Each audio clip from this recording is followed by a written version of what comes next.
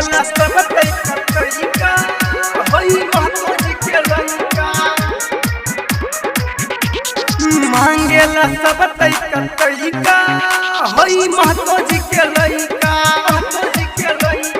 मांगेला सब तरीका होई महतो जी के लइका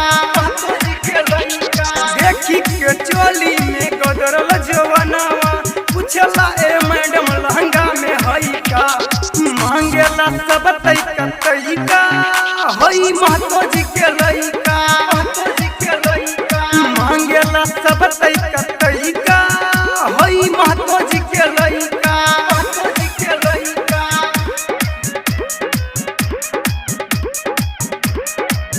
मांगेला सब तरीका होई महतो जी के लइका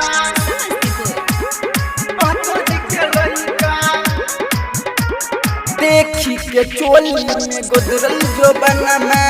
पूछला ए मैडम लहंगा में होई का देखी के चोली में गोदरल जो बनमा पूछला ए मैडम लहंगा में होई का मांगेला सब तरीका होई सिहोल वाला लइका मांगेला सब तरीका होई सिहोल वाला लइका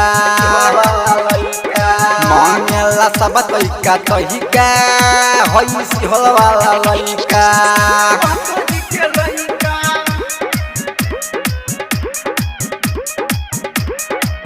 मांगेला सब तरीका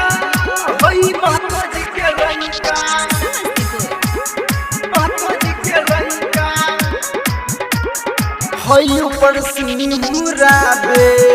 हाथ चोली में घुसाबे चढ़े स्टेज के ऊपर दुनु भूपर दबाबे होई ऊपर सिंहराबे हाथ चोली में घुसाबे चढ़े स्टेज के ऊपर दुनु भूपर दबाबे मांगेला सब तरीका होई सिहोल वाला लइका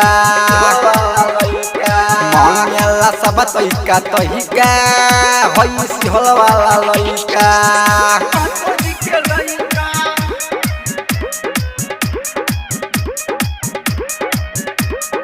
मांगेला सब तरीका होई महतो जी के लइका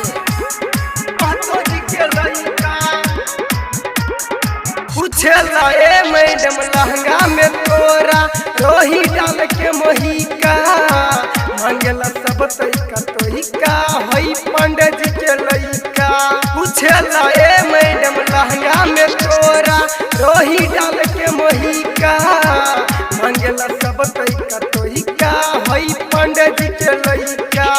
मांगेला सब तरीका होई सिहोल वाला लइका मांगेला सब तरीका होई सिहोल वाला लइका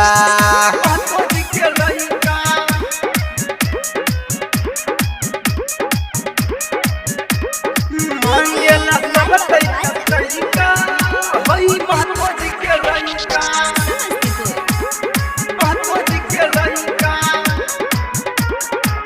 अभिमन्यु दीवाना मनीष साथे रोहिका अभिमन्यु दीवाना मनीष साथे रोहिका मांगेला सब तरीका होई सिहोल वाला लइका अभिमन्यु दीवाना मनीष साथे रोहिका अभिमन्यु दीवाना मनीष साथे रोहिका मांगेला सब तरीका होई महतो जी के लइका मांगेला सब तरीका होई सिहोल वाला लइका मांगेला सब तरीका होई सिहोल वाला लइका।